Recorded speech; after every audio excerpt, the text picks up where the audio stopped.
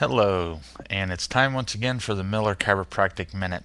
And today's topic is going to be one that follows along with chiropractic, functional medicine, and total body wellness. And we're going to talk about the Western diet and the effects that it has on us. First, let me talk about a couple of things. High fructose corn syrup, nasty, nasty stuff. And with the Western diet and what it has given us, it has given us artificial sweeteners, it's given us diet drinks, it's given us diet foods, it has also given us obesity, diabetes, cancers, ADD, ADHD, among a myriad of things.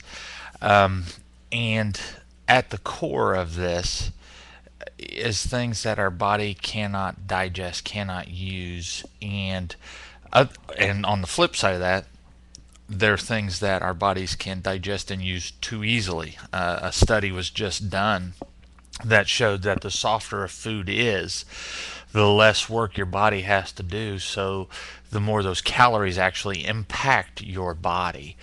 Softer foods like hamburgers and breads and things of that nature don't require as much energy for the body to process it, so you have a surplus of energy.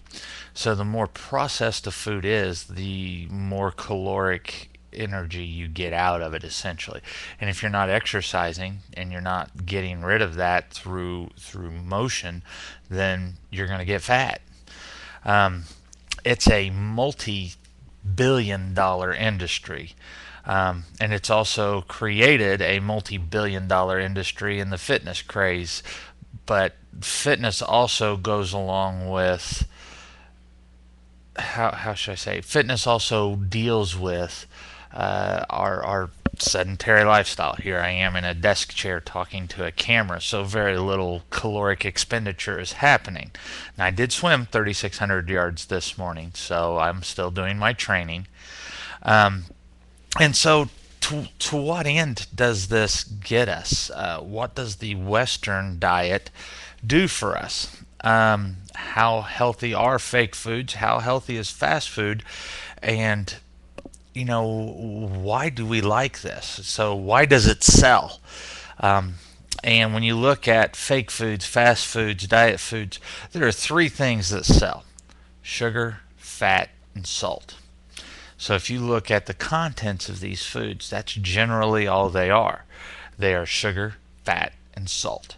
And your body needs more than that. And like anything else, and you'll hear me say this over and over again, there's a spectrum, and in that spectrum you have to remain in the middle. Extremes of one end or the other are never good. Our body doesn't do well in extremes. Our body does very well in the middle.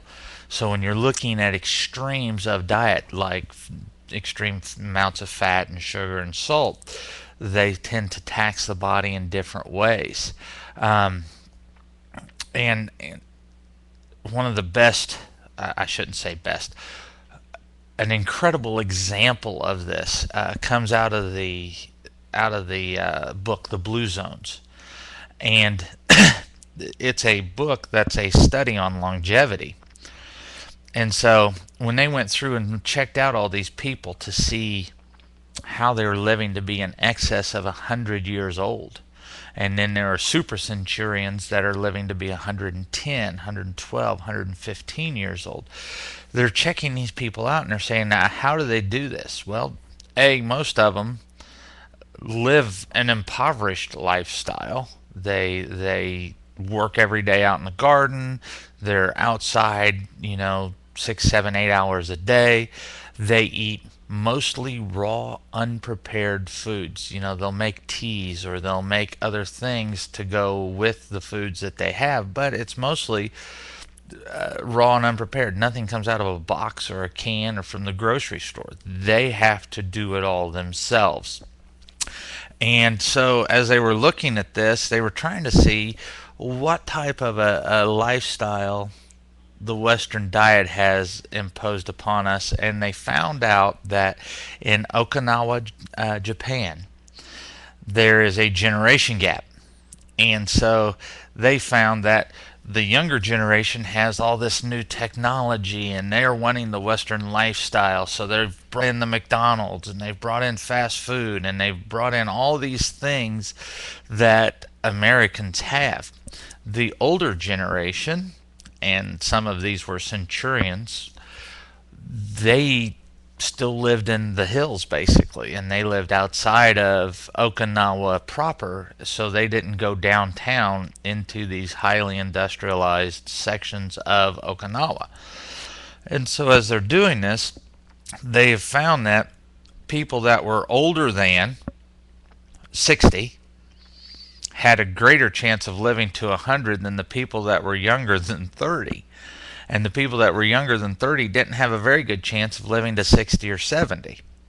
And so as they do that, as they were doing this study and they were looking at this, they could see that the Western lifestyle, the Western diet, has a huge impact on longevity in life and quality of life, because none of the older generation had diabetes, none of the older generation had obesity, none of the older generation had these lifestyle diseases, and the younger ones did. The generation that's 30 years of age and younger, even 40 years of age and younger in Okinawa, is starting to have incredible rates of obesity, cancer, breast cancer. There's a study that I just read about that the incidence of breast cancer has more than tripled in China with the introduction of industrialization, Western lifestyle, fast foods, and things of that nature. So what does the Western diet give us? It gives us convenience. I'll be very true. I still go get fast food once in a while just because I still crave it. It's the sugar. It's something that's ingrained in us, and I still crave it. I will wait 6 to 8 months before I eat a Whopper or then another Whopper or a Big Mac or something like that. But it's convenience. And the thing you have to do is to help yourself is to take that convenience and do your preparation at home, and it makes it a lot easier on you so you can say no to fast food.